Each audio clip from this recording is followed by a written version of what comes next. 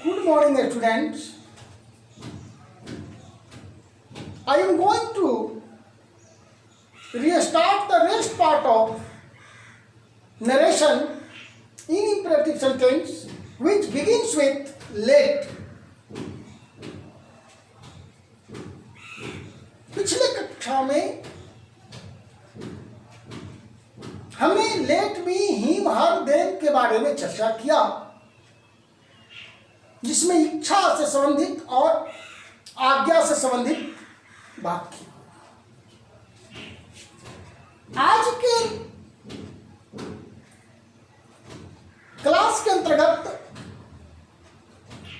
Late के ordinary verb के बारे में चर्चा करें। अगर लेट को ऑर्डिनरी वर्ब मानते हैं तो लेट को जो मैं शुड में बदला वो काम नहीं करेंगे, बल्कि हम टू लगाएंगे। समान प्रक्रिया के अनुसार लेट को हम इन्फिनिटिव मूड में बदल देंगे, इंपरेटिव मूड से इन्फिनिटिव मूड में बदल देंगे, और इसमें रोध का भाव छिपा रहता है। जब टू के बाद लेट लगेंगे, जब टू के बाद लेट लगेंगे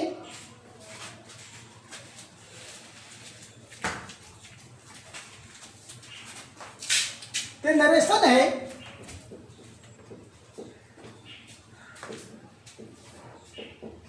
इंपरेटिव सेंटेंस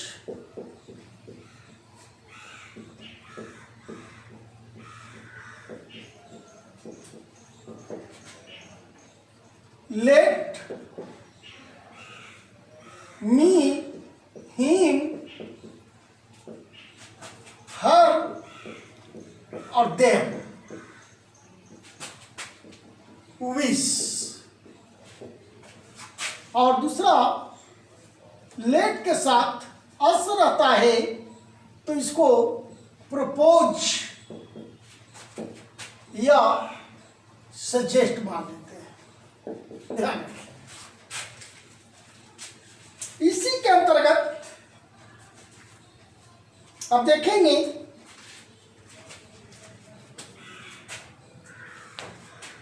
हम लेकर इनडायरेक्ट में चलेंगे। मैंने इसको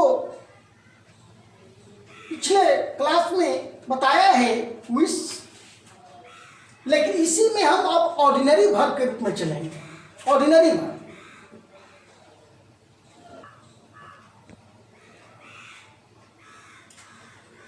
तो हम ऑर्डिनरी वर्ब के बारे में पहले हम ऑर्डिनरी वर्ब के बारे में चर्चा करें।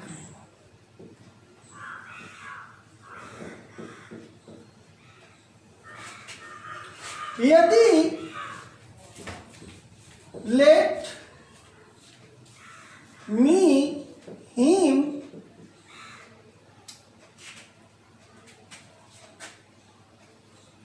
हर आदि से शुरू होने वाले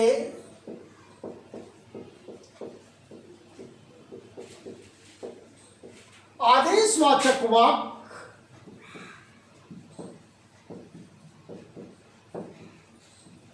में लेट का प्रयोग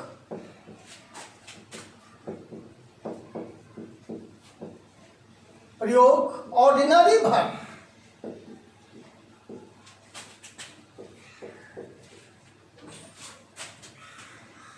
यदि लेट मी हिम और आदि से शुरू होने वाले आदेशवाचक वाक्य में लेट का प्रयोग ऑर्डिनरी वर्ब के रूप में किया जाता है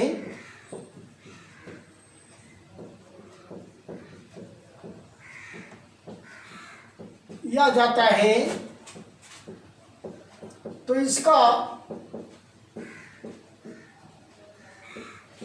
इसका indirect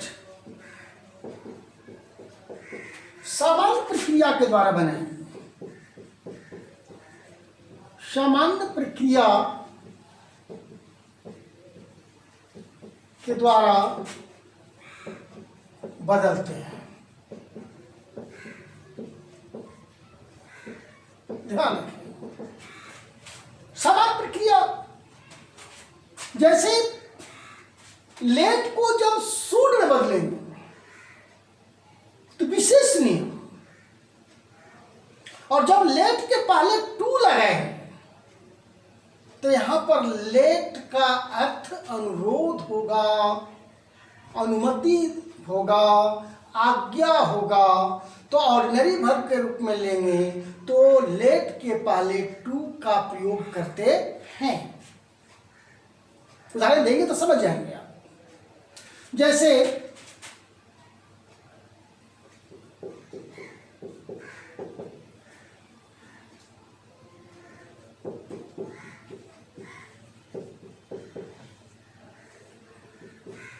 he said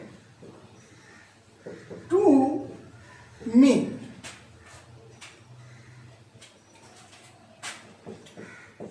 let me start my lesson। ध्यान, प्रश्न वही रहेगा जो पहले का था। आपको बोध कराना क्या है, विश का बोध कराएंगे कि ऑर्डिनरी वर्ब के रूप में बोध कराएंगे, ये तय करना आपका काम है।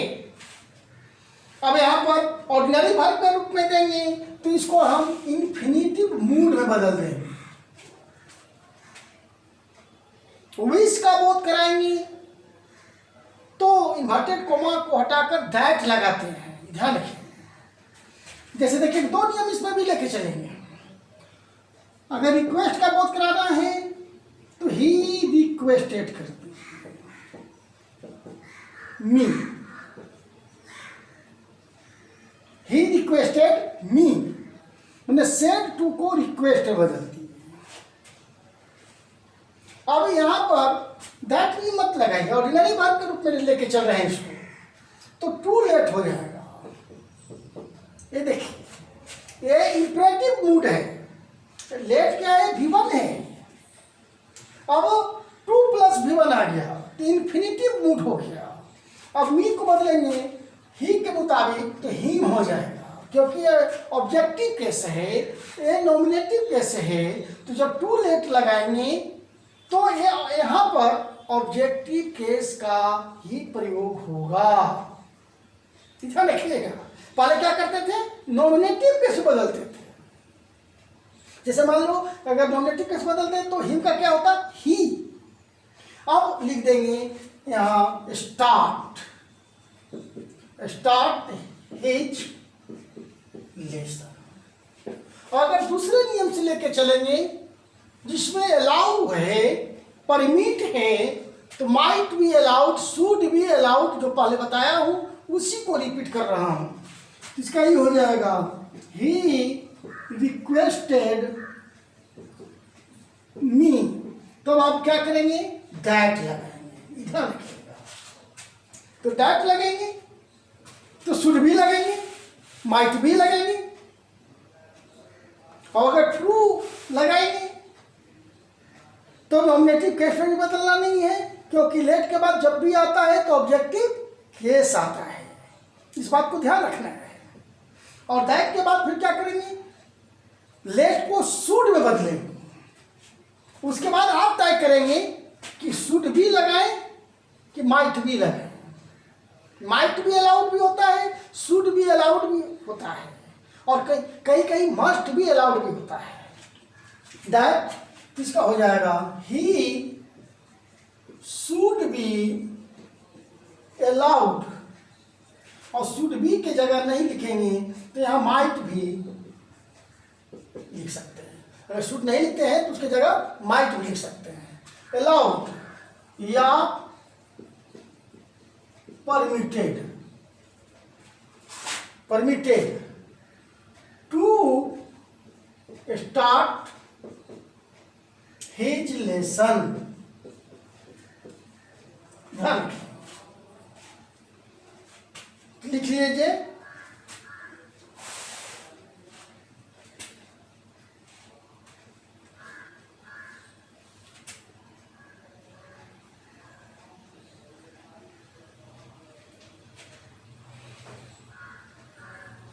मिटकाते हैं।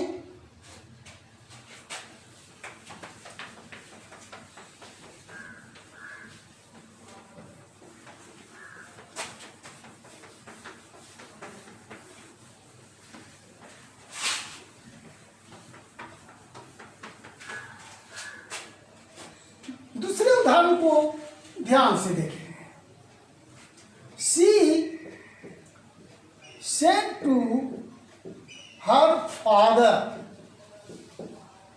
ध्यान रखिए, father.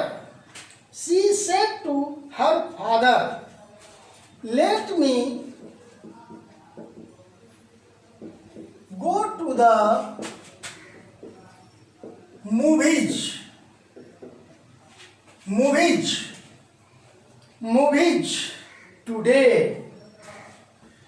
today. पहले तय करो। देखिए, कंपटीशन वगैरह में कोई भी प्रश्न डायरेक्ट आता है। मतलब डायरेक्ट का मतलब पहले से आपको नियम की पकड़ होनी चाहिए। वहां पर आपको ज़्यादा समय नहीं मिलेगा। वहां पर डायरेक्ट आपको लेके चलेंगे, तब तक आपका बैकअप है मजबूत, तो आराम से हल कर लेंगे। और वहां पर ये नहीं देखेंगे कि हम सजेस्ट करें, उसको तय करना है कि कौन सा नियम है, कौन सा नियम को लेकर चलना है। क्योंकि आप प्रश्न को नहीं समझेंगे तो आप नहीं समझेंगे। इसलिए कहा गया कि शुरुआत अच्छा होना चाहिए। ठीक है, तो इसका सी पहला रिक्वेस्ट करना है, रिक्वेस्ट कर दीजिए। Her father, step by step चलिए। अब आप तय करो कि इसको ऑर्डिनरी वर्ब के रूप में दें, किस आदेश की प्रक्रिया के अनुसार चले। तो हम यहाँ पर दैट अगर जैसा ही लगाया तो ऑर्डिनरी वर्ब नहीं होगा। ऑर्डिनरी वर्ब तब होगा जब लेट के पहले टू लगाएंगे, माने कुल मिलाकर दैट के जगह पर टू लगाएंगे। तो दैट, अब मी को बदलेंगे तो यहां हो जाएगा सी। शुड भी लगा सकते हैं, माइट भी लगा सकते हैं, दोनों में से कोई। माइट भी अलाउड या permitted to go to the movies, और टुडे को दैट डे कर देंगे। टाइम है, टुडे को दैट डे है। एक बार मैं पुनः आग्रह करना चाहूंगा, well begun is half done. कोई भी काम करने के पहले आप मन बनाइए, वो करने के पहले आधा पूरा हो जाएगा। Well begun is half done. तो यहां पर प्रश्न को तहकीकात करते हुए, फोकस करते हुए उस पर विचार करें कि हमें कौन सा नियम लेके चलना है। अगर बदलने के लिए आया है तो, और अगर विकल्प के रूप में दिया है तो आपके लिए ज्यादा कठिन होंगे। तो आपको सारे नियम पर फोकस करना होगा। ये हो गया। बी में आते हैं। सी रिक्वेस्टेड हर फादर। अब यार यहां दैट लगाए थे, यहां टू लगाए। तो जब टू लग गया तो imperative mood is change into infinitive mood. Infinitive mood में आप चलेंगे तो यहां हो जाएगा to let her go to the movies that day. एक उदाहरण और दे देता हूं, तीसरा ले लीजिए। He said to me, let Mohan complete the work,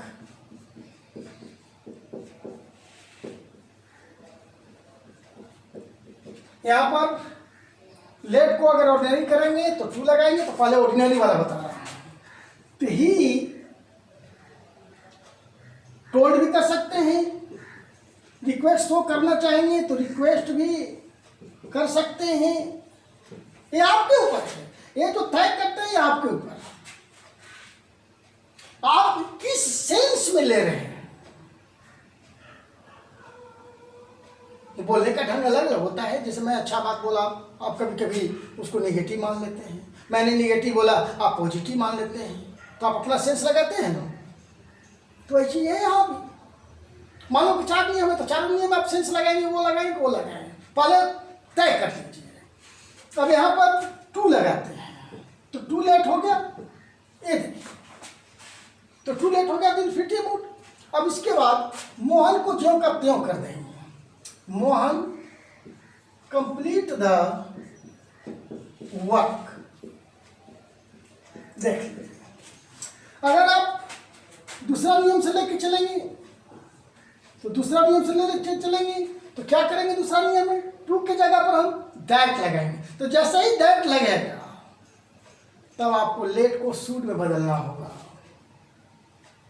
late को शुड में बदलना होगा या माइट में बदलना होगा।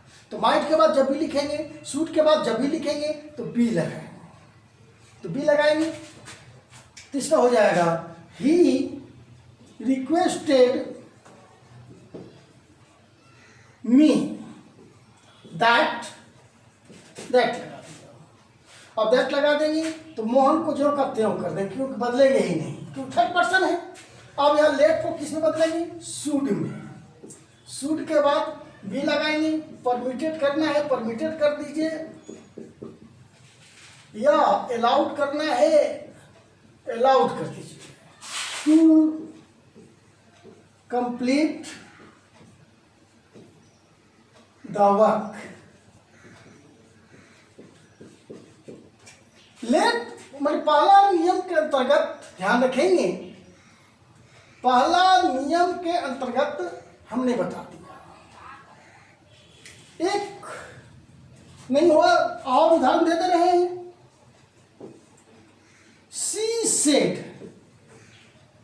To him let me remember the lesson.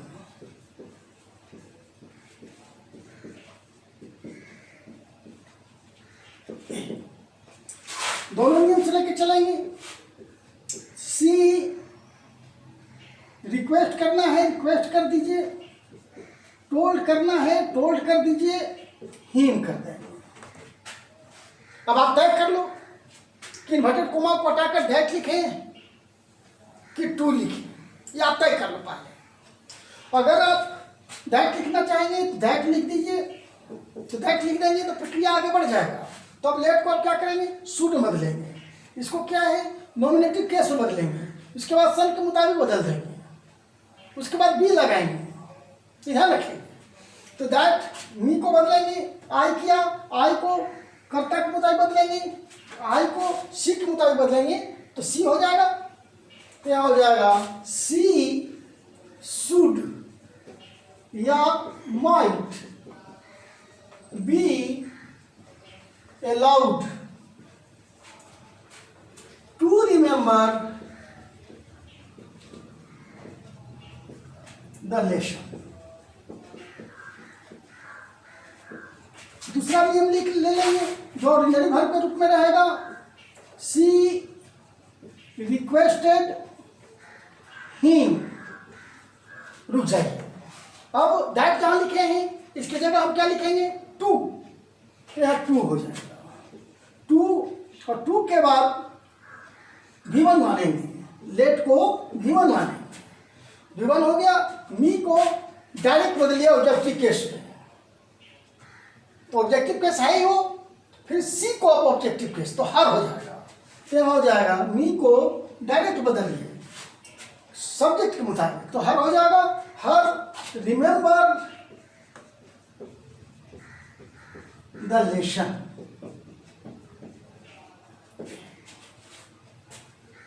ये let me him her them name से बनने वाले प्रॉब्लम को लगभग समाप्त कर दिया हूँ।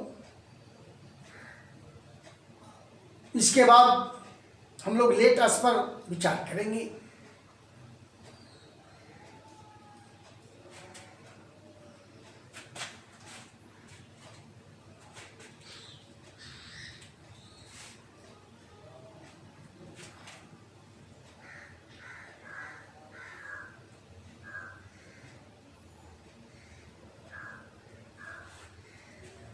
नेक्स्ट टाइम हम लोग लेट अस पर विचार करेंगे। यह अलग क्लास ले लेंगे उसका। अभी केवल हमने let me him her them का शुरुआत किया। इसमें ऑर्डिनरी वर्ब को ऑर्डिनरी वर्ब के रूप में ले लिया, अलाउ परमिट के रूप में ले लिया, विश के रूप में ले लिया। अब हम लेट अस में जो प्रपोज की बात किया हूँ, प्रपोज या सजेस्ट, तो नेक्स्ट टाइम उसी पर विचार करेंगे। ठीक है। एक चीज मैं आपको बता दूं, आने वाले कुछ दिन के बाद हम शुरुआत करेंगे, ग्रामर की शुरुआत करेंगे।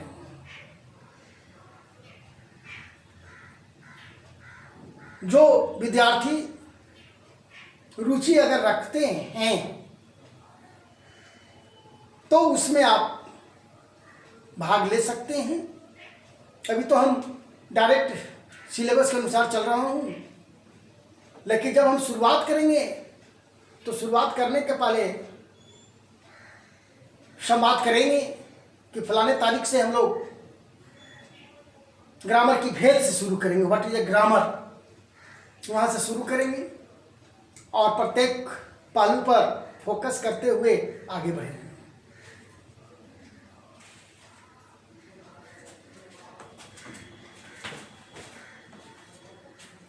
That's all.